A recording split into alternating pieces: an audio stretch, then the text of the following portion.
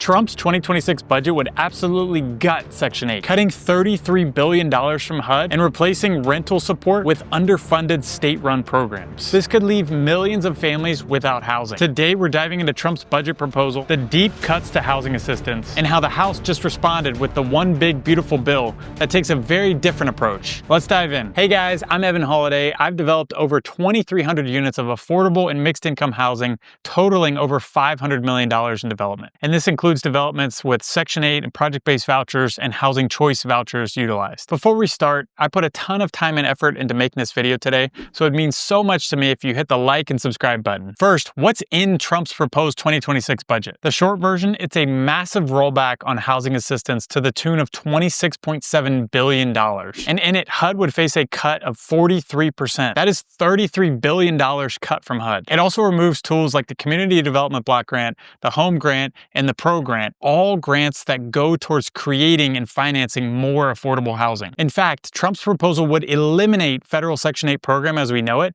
and hand off the responsibility to the states. And there was the introduction of a 2-year cap on rental assistance for able-bodied adults. This would be the biggest change to housing support in decades, and it would hit low-income families the hardest, especially when we need 7 million more affordable homes nationwide. But here's where things get interesting. The House just passed its own budget reconciliation bill, which you may have heard of as the One Big Beautiful Bill, which includes several provisions aimed at bolstering affordable housing. But it doesn't mention Section 8 at all. Instead, they focused on tools to support building affordable housing, not funding for families to access it. As a budget reconciliation bill, the One Big Beautiful Bill primarily focuses on mandatory spending and revenue provisions, such as tax reforms and entitlement program adjustments. It does not set discretionary spending levels, which includes HUD's budget. Discretionary funding for agencies like HUD are determined in the annual appropriations process and in Trump's proposed 2026 budget, which guts funding for HUD, which is separate from the reconciliation legislation. So here's what is in the One Big Beautiful Bill and what is actually helpful. There's language included to support the Low-Income Housing Tax Credit, or LIHTC,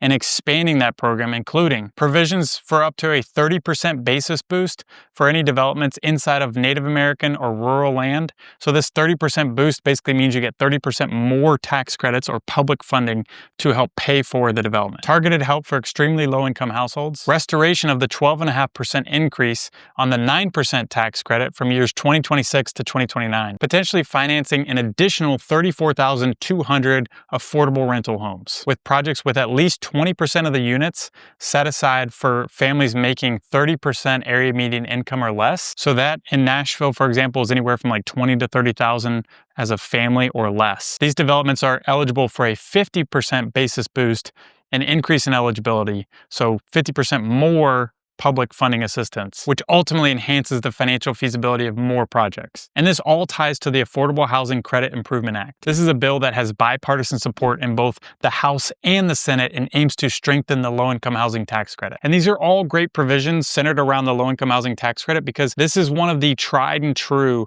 public-private partnership tools where the government partners with nonprofit, for-profit, and government entities to create affordable housing. And it's one of the most bipartisan supported, most effectively run tools to create new and preserve existing affordable housing. There's also language to expand the opportunity zones, which would drive more private investment in underserved communities. And this could potentially also be paired with the low-income housing tax credit. There's language around the private activity bonds, which for a 4% tax credit affordable development, you actually have to finance up to 50% of your development with the private activity bond. So they're now lowering that threshold to 25%.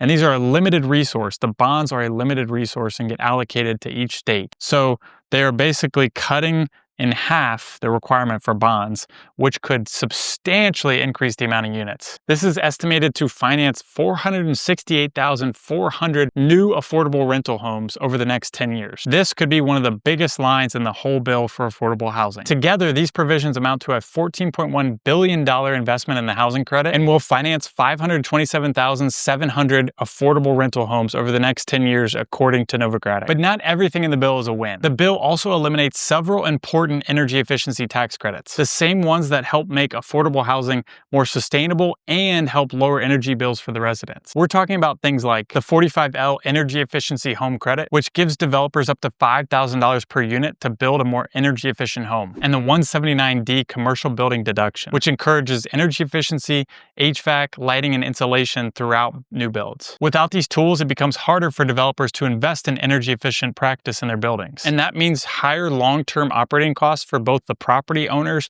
and the residents in their monthly utility bills. And this isn't just about the environment, it's about economics. For low-income families, these programs can mean $30 to $50 in monthly savings on their utility bills. Eliminating them takes money directly out of these families' pockets and makes it harder to keep housing truly affordable. And even more concerning, they left out key provisions that really could have helped move the needle to creating more affordable housing. Here's what they left out. Neighborhood Homes Investment Act. This would have helped fund affordable homeownership in underinvested communities. Historic tax credit modernization, a big opportunity to turn old buildings into new homes. New market tax credit extension, a proven tool for creating mixed use and community development in lower income neighborhoods. Without these, the bill misses the chance to really supercharge affordable housing and rebuild underserved communities. Now let's talk about the broader economic implications of the One Big Beautiful Bill. According to the Congressional Budget Office, the House-passed version of the bill is projected to add anywhere from $2.4 trillion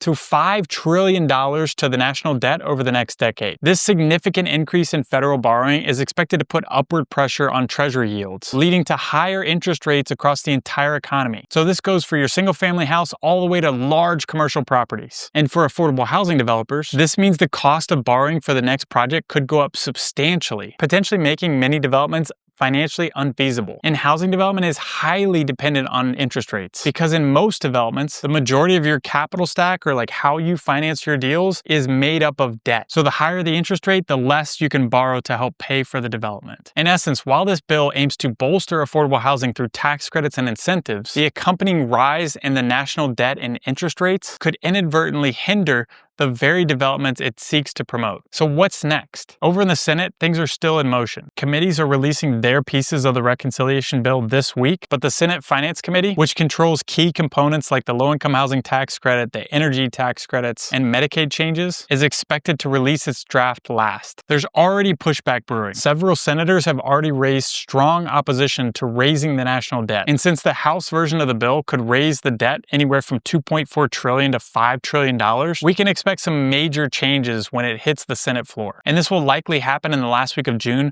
with the goal being to pass the reconciliation bill as a whole between the House and the Senate before the 4th of July break. But here's the encouraging part. The Affordable Housing Credit Improvement Act, which underpins many of the LIHTC provisions of this bill, already has massive bipartisan support, with 40 senators signed on as co-sponsors, split evenly between Republicans and Democrats. So while the final version of the reconciliation bill might get trimmed down, there's a real shot that affordable housing provisions make it through. But here's the bottom line. We can't just build our way out of this housing crisis. We also need real support for families that can't afford housing today. That means keeping Section 8 and expanding tools that actually help families stay housed. Now, to be clear, Section 8 is not perfect. Like any big government program, it has some red tape and occasionally gets misused, which is why we should focus on fixing it, not gutting it. That means improving how the program gets administered, giving housing authorities more tools to partner with property owners, and expanding supportive services like financial coaching, childcare, and case management to help families move towards stability. And just as important, we need to pair housing assistance with investment in workforce training. When we connect people with the skills and opportunities to earn a higher wage, we're not just addressing housing. We're unlocking upward mobility and we're reducing the need for long-term assistance. That is how we make Section 8 work better for families, for communities, and for the economy as a whole. If you found this video helpful and want the inside track of what actually helps or hurts housing affordability, make sure to hit the like button and subscribe. I'll be tracking the Senate version of this bill very closely, and I'll break down what the final package of this bill means for the future of Section 8 and for housing affordability across the entire country. Thanks so much for watching. Drop your thoughts in the comments, and I'll see you next video.